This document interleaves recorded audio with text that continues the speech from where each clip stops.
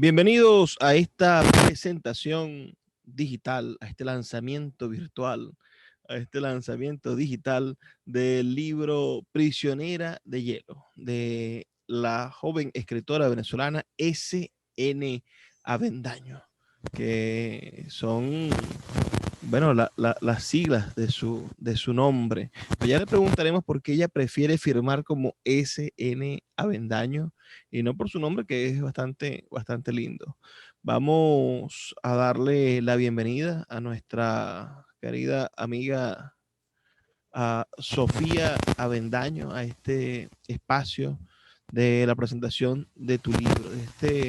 Además, quizá uno de los primeros libros que publicamos en Sultana del Lago con, con la cualidad de ser un libro de literatura fantástica, porque no estamos acostumbrados a que la literatura venezolana esté uh, dotada de estas cualidades de la literatura fantástica, sino que la asociamos con la tradición medieval inglesa, con la idea de la literatura anglosajona y de lo que ha sido la literatura pop, ¿no? A partir del fenómeno Harry Potter y de fenómenos anteriores del siglo XX, como fueron El Señor de los Anillos y, y aquella de Lewis Carroll, ¿no? Que fue el Alicia en el País de las Maravillas. Ese principio del siglo XX bastante imaginativo que se atribuyó todo el mundo de la Edad Media inglesa y que ahora a finales del siglo pasado, en 1998, 1997, no sé con precisión, estalló con el boom de Harry Potter y el nacimiento de las películas a principios del siglo XXI. Y todo esto, bueno, quizás ha influido en la mente ya globalizada de nuestros jóvenes, de nuestros lectores, y nos producen grandes talentos. En este caso, y no me atrevo a decir una especie de pionera en esto, va a ser la publicación de este libro de esta noche, esta tarde, de Prisionera de Hielo, de Sofía Avendaño. Sofía, tenemos a varios de tus amigos conocidos y queridos conectados en este momento dándonos mensajes y bueno, también queremos que tú les des unas palabras. Bienvenida a este espacio de presentación de tu libro. Bueno, ¿por dónde empezar? O sea, primero, estoy muy feliz de estar aquí, honestamente, y lo primero que quiero hacer es darles la oportunidad a ti, al profesor Álvaro Di Marco, por la oportunidad de estar aquí presentando este libro y bueno, a todas las personas en mi familia que me apoyaron a llegar hasta acá. Es un placer que lo estén viendo en este momento y espero sobre todo que lo lean, que lo disfruten. Y como tú dices, sí sé que aquí en Venezuela no es tan común ver la literatura fantástica. Creo que por cuestiones culturales, como lo dijiste, es algo más de, podríamos decir, europeo. No está tan arraigado aquí por lo menos en Venezuela. No me atrevo a decir en Latinoamérica en general, pero sé que en Venezuela no hay tanto. Y no es que me sienta distinta o especial, sino más bien creo que soy fruto de las influencias literarias que tuve durante mi adolescencia, cuando comencé a leer. O sea, el primer libro que yo leí se titula Fairy Oak, es de una escritora italiana. Es posiblemente mi trilogía favorita y son de brujas, es de magia. Y gracias a esos libros yo me enamoré de la lectura.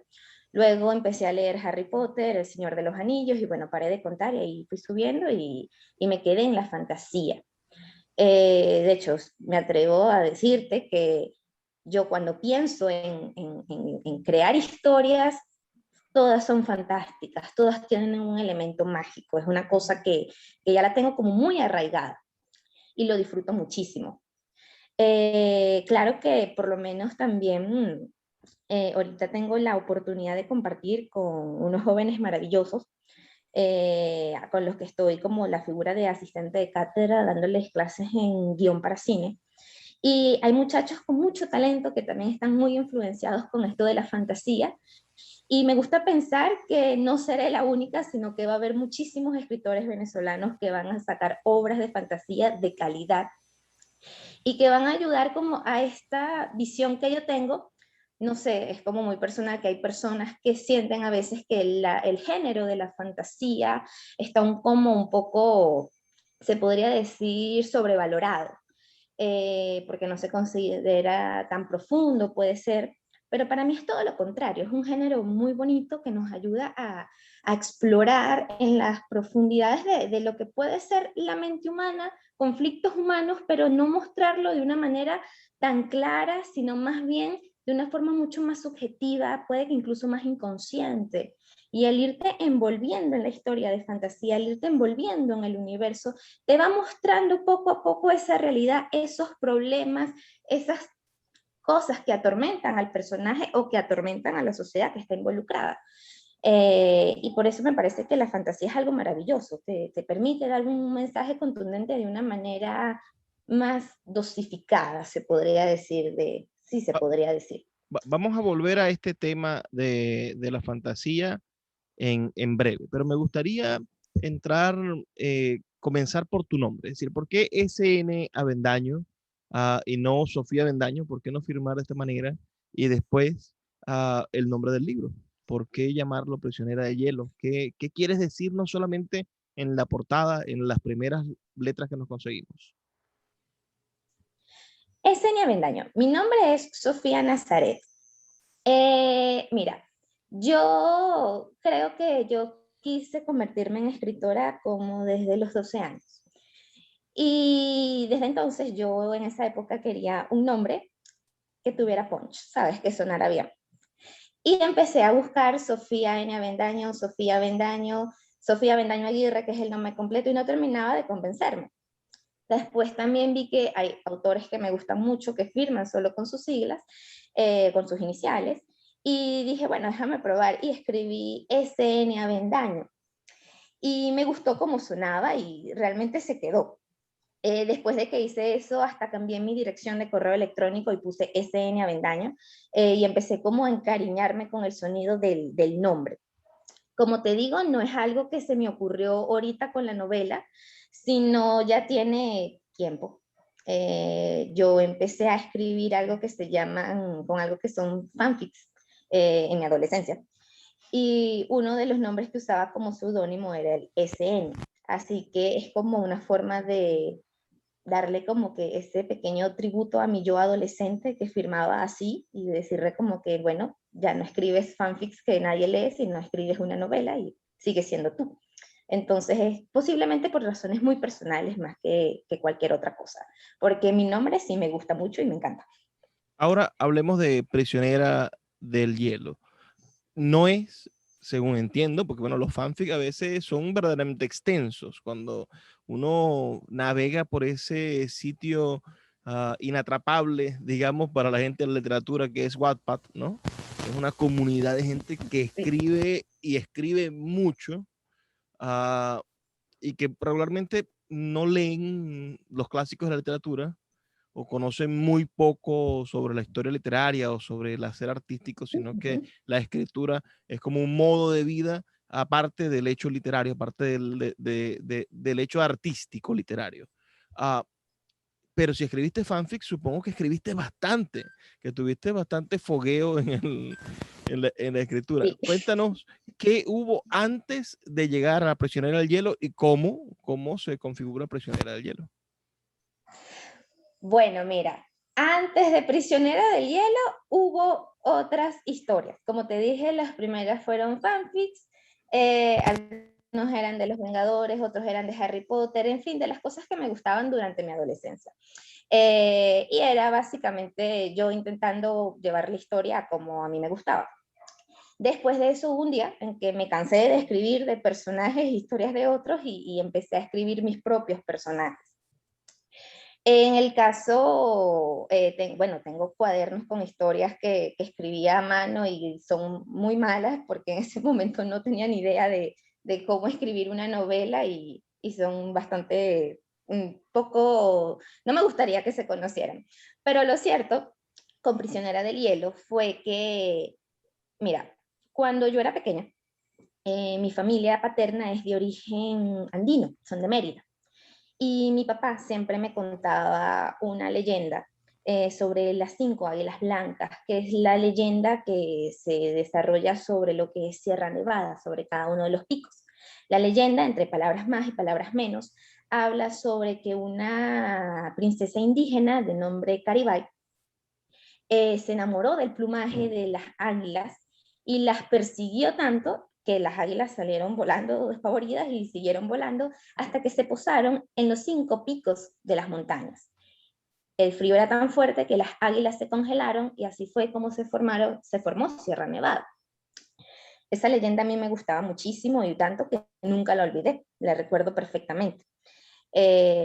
Y cierto día, yo ya tendría como unos 18 o 19 años, estaba sin hacer nada en mi casa, honestamente, y me acordé de la leyenda, no sé por qué, pero me acordé de la leyenda.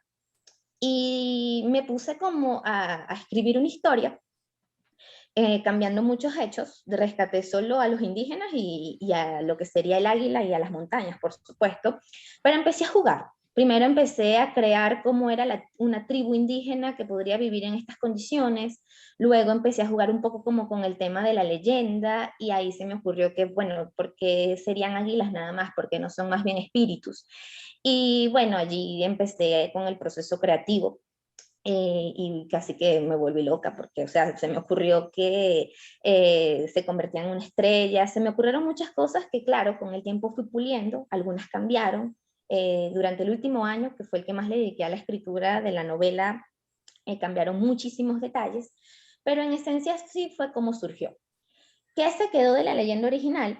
Una princesa indígena, que obviamente no es Caribay, en este caso de prisionera del hielo se llama Huilén, se quedaron las montañas y se quedó el espíritu del águila.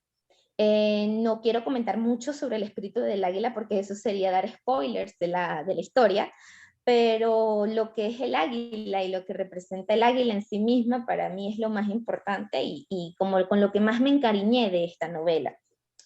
Podría decirte que cuando empecé a escribirla la estaba publicando en mi blog, la publicaba con capítulos diarios, que poco a poco fui como dejando en el olvido, porque bueno, primero entre algunas cosas estaba ocupada en la universidad, en ese momento empecé a estudiar guionismo y tuve que empezar a escribir otra historia y otras cosas, entonces como que no tenía tanto tiempo para sentarme a trabajar con ella.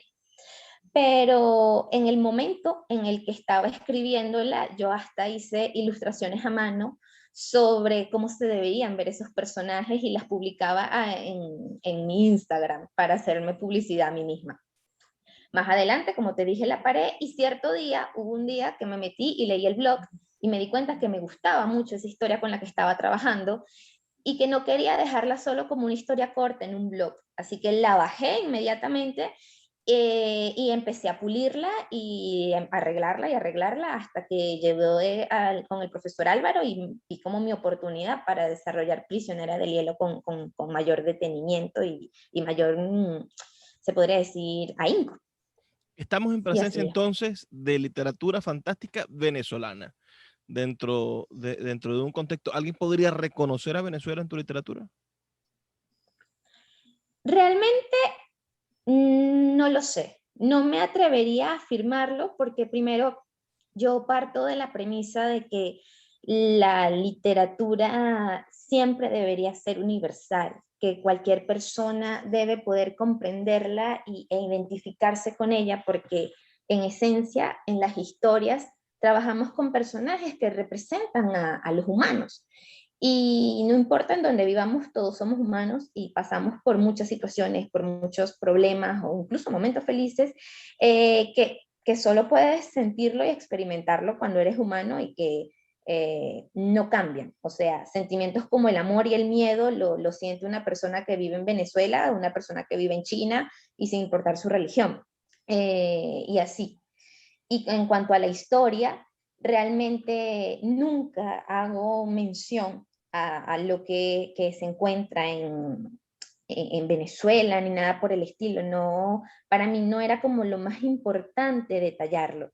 No por nada una opinión personal y nada por el estilo, sino más bien porque, como te dije un momento, o sea, me centro más es en lo que es el viaje del personaje, en la historia que quería contar. Ahora, Si se identifica a Venezuela y o no, por supuesto que me sentiría muy halagada. Creo que es importante que en el mundo reconozcan el talento que hay en Venezuela. Eh, y la belleza que hay, porque por lo menos ese paisaje de Sierra Nevada es un espectáculo. Y bueno, me gustaría que si esta novela es leída por personas afuera, tengan una curiosidad por conocer las 5 montañas de nieve que hay en Venezuela. Te hago otra pregunta ahora relacionada con el proceso de escritura. ¿Cuánto tiempo en total tardaste escribiendo Prisionera del Hielo? Y después, bueno, preguntarte, ya que la literatura fantástica tiene esa cualidad, ¿piensas desarrollar una saga con Prisionera del Hielo?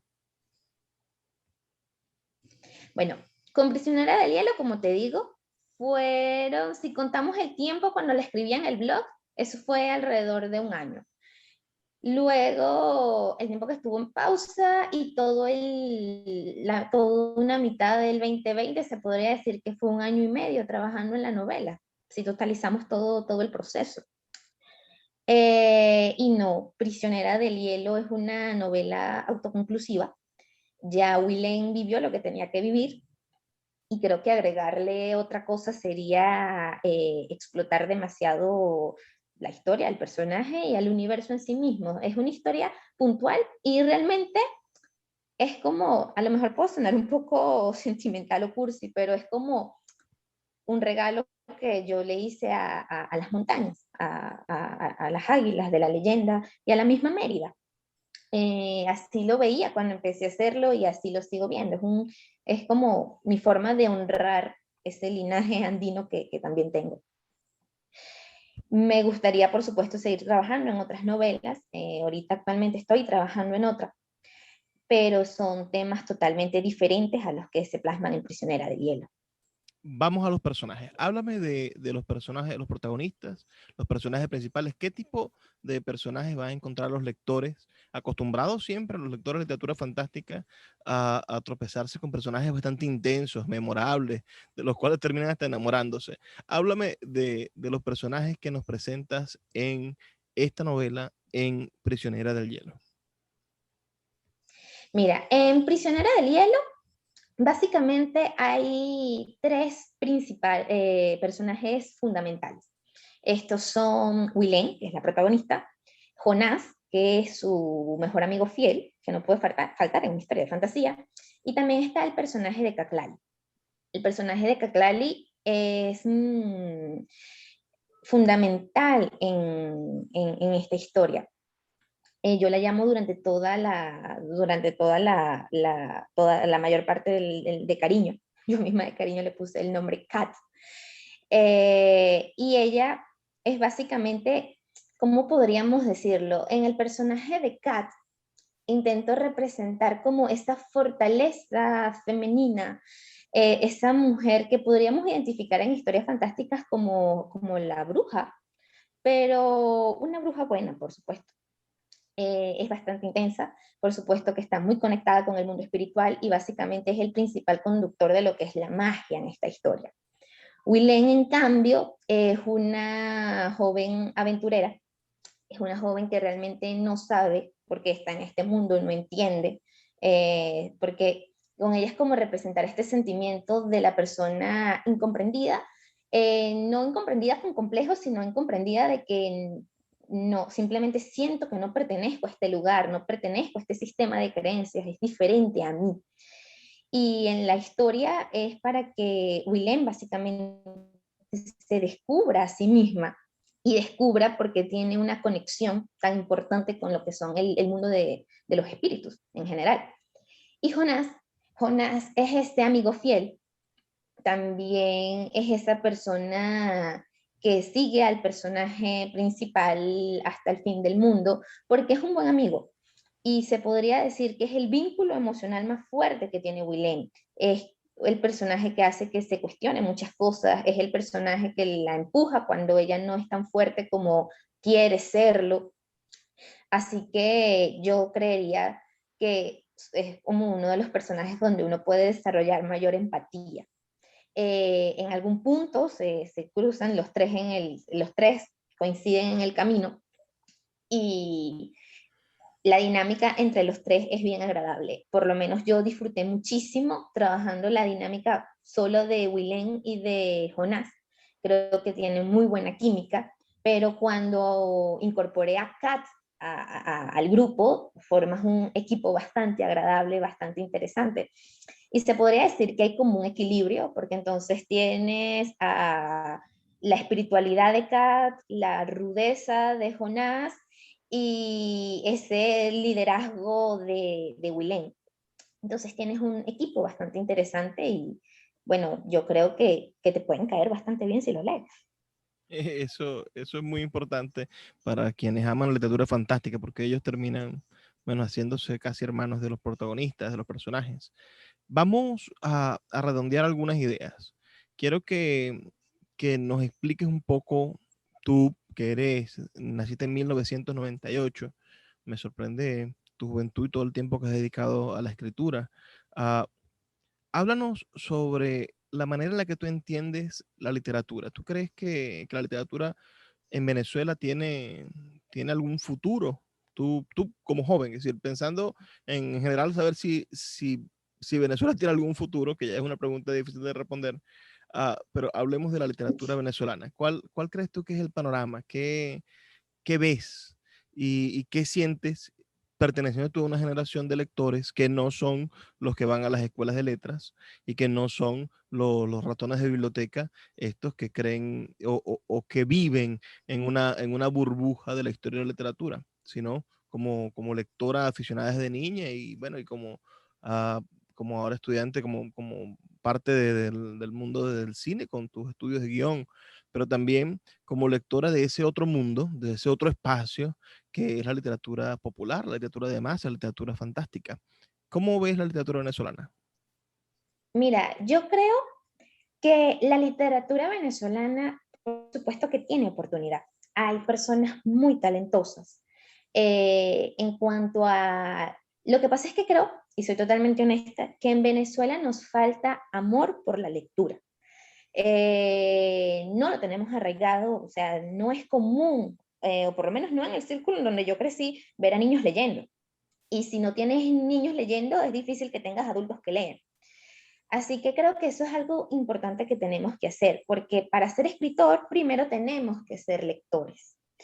No obstante, me consta, de verdad me consta, como te comento con la universidad, que hay personas con muy buenas ideas y que hay personas con mucho talento que pueden hacer que la literatura venezolana llegue a un punto bastante alto, bastante interesante y en distintos géneros, fantasía, ciencia ficción, terror, poesía, romántica, cualquier género, o sea, hay talento, de que lo hay, lo hay. ¿Qué creo yo que es importante? Bueno, primero, que sigan habiendo espacios como este, como fue el Taller Perpetuum, como es la misma editorial de La Sultana, que den la oportunidad a los nuevos talentos para que se muestren. También creo que es importante rescatar mucho lo que es la cultura editorial. Es lamentable, pero en Venezuela ahorita son muy pocas las editoriales que quedan. Yo trabajo en una de las que queda, que es la editorial de la Universidad Católica Andrés Bello, y por eso me consta que son bastante pocas. Y, o sea, es triste, pero sin las editoriales difícilmente logremos que todo, sacar una gran generación de escritores, porque aunque muchos pueden probar con la autopublicación en Amazon, realmente son tantos los libros que se publican en Amazon, son tantos los libros que salen en formato digital que sin una buena campaña, que sin una buena recomendación, es difícil que la gente los conozca. Y yo Yo siempre he creo que, pensado que, para acotar ahí algo, yo siempre he pensado que la autopublicación es una opción muy válida, pero que el escritor debe dedicarse a escribir. También debe está el otro oficio, el oficio del editor que siente gusto editando. Cada quien debe hacer lo que ama hacer. claro, y o sea, ahí yo te digo, ¿has escuchado ese dicho que dice zapatero a su zapato? Correcto. Mira, yo creo que el trabajo del editor es bellísimo. Mira, a mí me gusta todo lo que tiene que ver con los libros, desde la escritura hasta la edición, pero un escritor no puede ser su propio corrector, porque se te pueden pasar muchos detalles por alto, se te pueden pasar muchas cosas que, por ejemplo, No, si no sabías que estaba mal escrita cuando la escribiste, obviamente no la vas a identificar con un error, si nos vamos por lo más sencillo. Y lo otro es que se pierde la objetividad o incluso te embotas. Entonces no se va a hacer una corrección apropiada ni objetiva. Lo mismo si tienes tus habilidades de diseño y diagramado perfecto para que diagrames el libro en el formato que le corresponde. Pero igual no es, creo que no es tan común y también pueden ocurrir errores en esto si solo estamos hablando de lo que es el proceso de la creación del libro como objeto. Y luego está la otra parte de que está todo el tema de la promoción, de la difusión. Obviamente tienes que dedicarle tiempo y esfuerzo a la campaña publicitaria para que la gente vea tu libro. Espacios como este, donde tengas una presentación, creo que no son posibles si te estás autopublicando. O sea, tú mismo puedes hacer tu presentación, ciertamente, pero posiblemente eso le va a llegar tu círculo cercano, la gente que te conoce. La idea es que tengas más alcance. Así que, si bien creo que la autopublicación es algo interesante, yo soy pro editorial. Y creo que Ok. las editoriales son importantes y creo que como país, nación, tenemos que rescatar a las editoriales. Es una labor titánica en este momento, pero súper necesaria. Háblame de lo que estás escribiendo ahora, de eso que se está cocinando. ¿Es diferente? ¿Ya no es de fantasía? ¿O el cine ha influido en ti? Háblanos un poco de eso. Es fantasía. No estoy segura, pero yo creo que posiblemente yo voy a escribir fantasía hasta que me muera. Y si no es fantasía, a lo mejor me meto en la ciencia ficción. Pero me siento más cómoda en el mundo de lo que yo misma puedo inventar que en la realidad. Claro que veo interesante y no descarto que algún día pueda trabajar en cosas inspiradas en este mundo, por decirlo de alguna manera, pero mi fuerte es la fantasía y definitivamente lo que me apasiona y me mueve es la fantasía. Eh, Sabes que hay una frase que escuché en una película que a mí me encanta que dice que el escritor ve lo que más nadie ve. Y para mí eso es lo mágico de la fantasía. O sea, tú puedes ir por la calle y obviamente solo hay personas caminando, carros pasando, pero si buscas lo que no hay, tú no ves un dragón volando por allí o tú no ves a unos Depende, enanos. Si estás jugando Pokémon Go, puede ser que Bueno, vayas por la ahí calle sí, viendo cosas. pero igual tienes tu elemento fantástico a través del juego. Entonces, para mí eso es algo que es súper divertido y que disfruto muchísimo. Así que sí, bueno, estoy trabajando en fantasía y seguiré trabajando en fantasía. La historia en la que estoy trabajando en este momento es muy diferente a Prisionera del Hielo. Es una fantasía, si se quiere, un poco más madura. En Prisionera del Hielo todavía hay tintes de inocencia, se podría decir, de esa frescura que caracteriza algunas historias para niños. Ya en lo que estoy trabajando ya es un poco más maduro, trato problemas un poco más emocionales en cuanto a lo que es la realidad de los personajes. Y bueno, voy lento, pero seguro, porque es una novela en la que llevo trabajando 5 años, que es un poco más del tiempo que llevo con Prisionera del Hielo. Pero precisamente porque es más extensa, me ha tomado más tiempo y también porque he tenido que madurar como persona y como escritora para poder abordarla de la manera en que la quiero abordar. Ahorita, bueno, por distintas situaciones, circunstancias de la vida es que empecé a sentirme como más segura para hacerlo. Creo que haber publicado y terminado Prisionera del Hielo fue así como la gasolina para decir, bueno, Sofía, tú puedes, Claro, cerrar un y por ciclo eso es muy empecé a trabajar. importante. Exactamente. Mira, cuéntame Y de las edades. Ahorita diste un punto y se me abrió la mente. ¿Qué edades podrían tener o recomendarías que, que tuvieran los lectores de Prisionero del Hielo? los lectores de Prisionera del Hielo pueden empezar desde los 10 años. Creo que es una historia bastante juvenil. De hecho, es una historia bastante inocente. La manera en que manejo la magia también es bastante, se podría decir, fácil de comprender. No sé si es el término correcto, pero se puede percibir con mayor claridad. Yo creería que a partir de los 10 años, o bueno, y en adelante. Es una historia, sí, bastante inocente, bastante juvenil. Mi profesora de literatura infantil decía que la literatura infantil tenía la cualidad de poder ser leída por los adultos y por los niños. Era más incluyente que la literatura que... Mira, yo concuerdo con eso y ¿sabes qué?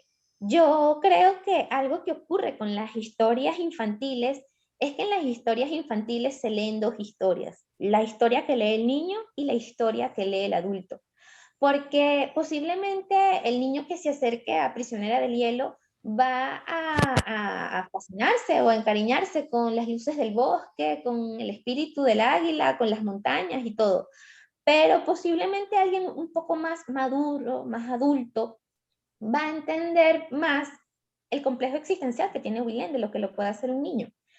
Y yo creo que eso es algo que si vas a escribir para niños, ojo, yo no es que sea una experta en literatura infantil ni nada por el estilo, pero es una creencia que tengo. Tienes que tener esta capacidad de contar esa doble historia, la que va a percibir el niño y la que va a percibir cuando la vuelva a leer como adulto.